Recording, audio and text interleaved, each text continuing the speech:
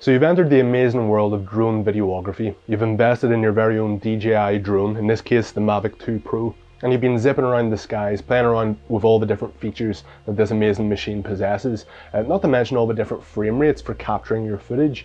But you get home and you realize that all of your slow motion 120 FPS footage is playing back in native slow motion, which can be a massive inconvenience whenever you're looking to get creative on the timeline. Now luckily this is a really easy fix, and we're going to jump over to Premiere Pro now and show you exactly how to do it. So here we are in Adobe Premiere Pro with our slow motion clip already loaded in. So with a double click, it will reveal that it is being played back in native slow motion on Adobe Premiere Pro. The reason behind this is that DJI has configured the file to play back at 30 frames per second. This is an establishing shot which I did for a client last year, where we flew over the instructors here, later to reveal the location of which they operate out of. It is a real inconvenience in my opinion to work with a file like this.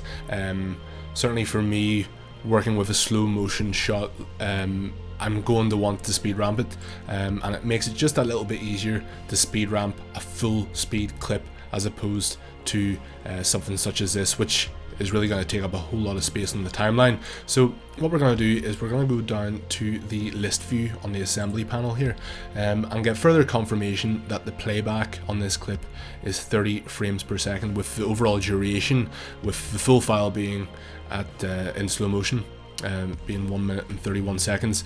So the fix for this is very simple. Keeping in the assembly tab, we will right click on the file and select modify, where we will be given the option to interpret footage. When we click there, we get further confirmation that the playback is at 30 frames per second with a duration of 1 minute and 31 seconds.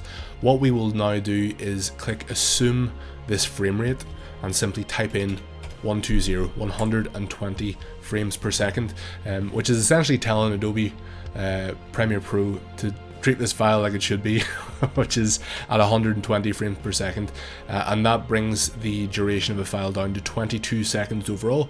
So when we click OK and revisit the file here, we will now get playback at full speed, at full flight speed, and now that we've reconfigured this, we can bring the file into the timeline and get creative with the speeds and the slow motions.